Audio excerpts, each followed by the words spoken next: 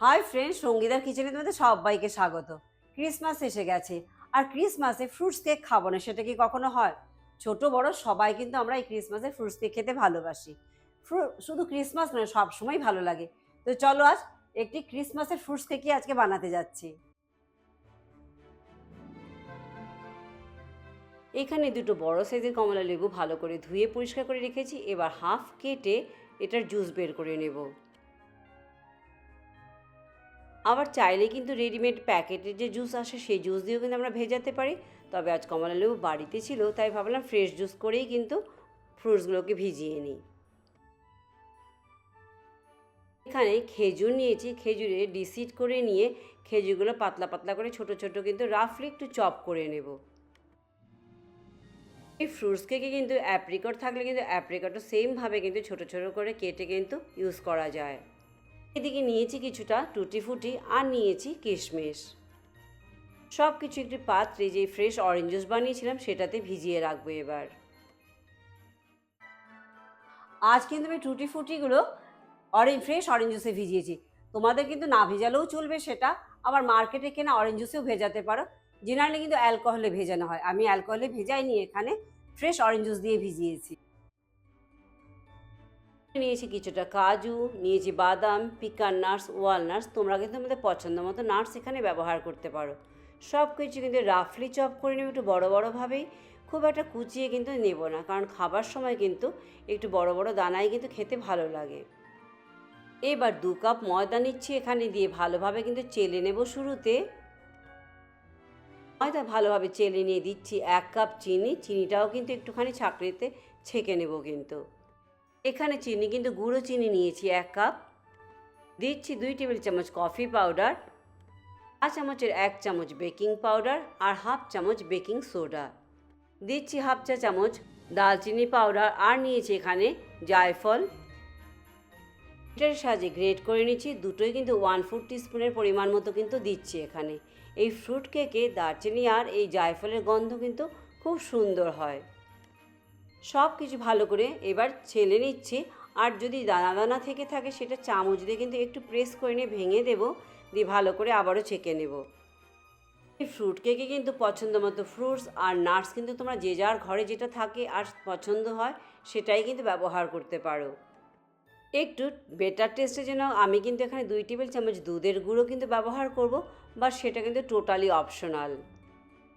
পুরো ইনগ্রিডিয়েন্টস সব কিছু ভালোভাবে মেশানো হয়ে গেছে। এবার ওয়েট ইনগ্রিডিয়েন্টস একটি বাটিতে দিয়ে দিচ্ছি 1/3 কাপ অয়েল, দিচ্ছি 1 কাপ রুম টেম্পারেচারে থাকা দুধ আর 1 কাপ দই। এখানে কিন্তু দইয়ের জল ঝরিয়ে কিন্তু নেইনি, নর্মাল দই ব্যবহার করেছি। দিচ্ছি গন্ধের জন্য 2 চা চামচের ভ্যানিলা এসেন্স আর সামান্য 1 চিমটে লবণ, স্বাদ ব্যালেন্স হবার জন্য। সব কিছু এবার ভালো করে কিন্তু মিশিয়ে নিতে হবে। আজকের এই ফ্রুটস কেক কিন্তু আমি ডিম ছাড়াই বানাচ্ছি। অনেকেই ডিম খায় না বা ডিম পছন্দ করে না, তাই ভাবলাম ডিম ছাড়াই আজ কেকটি বানাই। আর ওয়েট ইনগ্রিডিয়েন্টসে ধীরে ধীরে কিন্তু ড্রাই ইনগ্রিডিয়েন্টস অ্যাড করে ভালো করে আবারও মিশিয়ে নেব।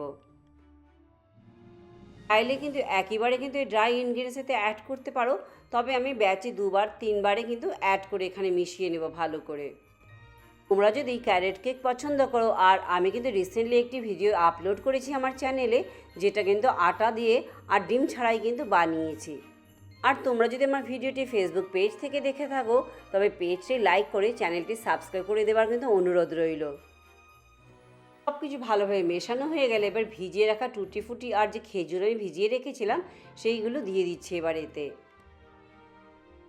যে আমি অনেক রকমের নাটস দিয়ে চপ করে রেখেছিলাম রাফলি, সেটাও এবার এতে দিয়ে দেব। দিয়ে এই ব্যাটারের সাথে সব কিছু আমাদেরকে ভালো করে মিশিয়ে নিতে হবে।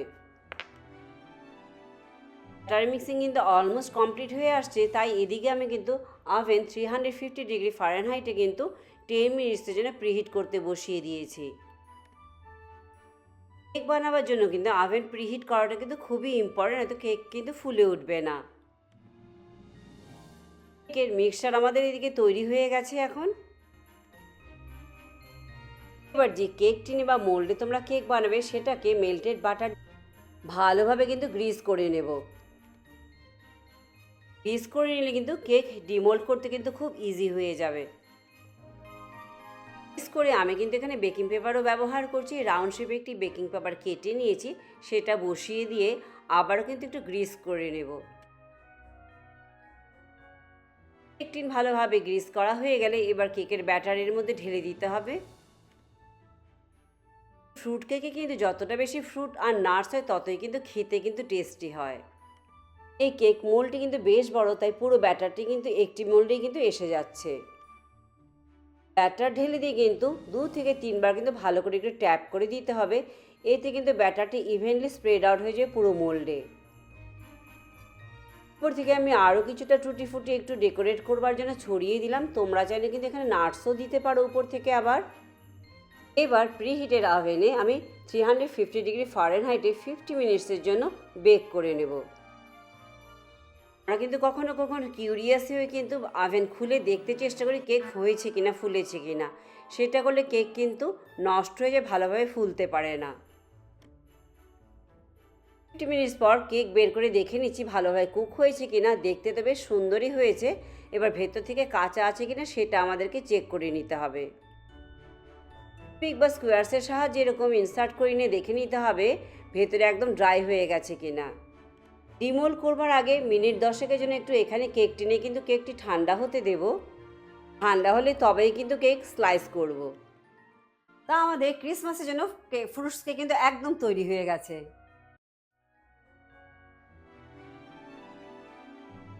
ঠান্ডা হয়ে গেছে, এবার নিজেদের পছন্দ মতো হিসেবে স্লাইস করে নাও। দেখতেই পারছো একদম ময়েস্ট আর স্পঞ্জি ডেলিশিয়াস কিন্তু আমাদের ফ্রুট কেক তৈরি হয়েছে।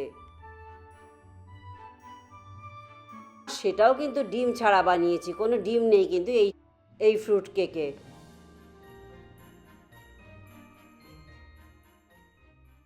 তা কেমন লাগলো এই কেকের রেসিপিটি জানাতে একদম ভুলো না। পরে আবার অন্য কোনো রেসিপি নিয়ে তোমাদের কাছে চলে আসবো। সবাই ভালো থেকো, চলো বাই বাই।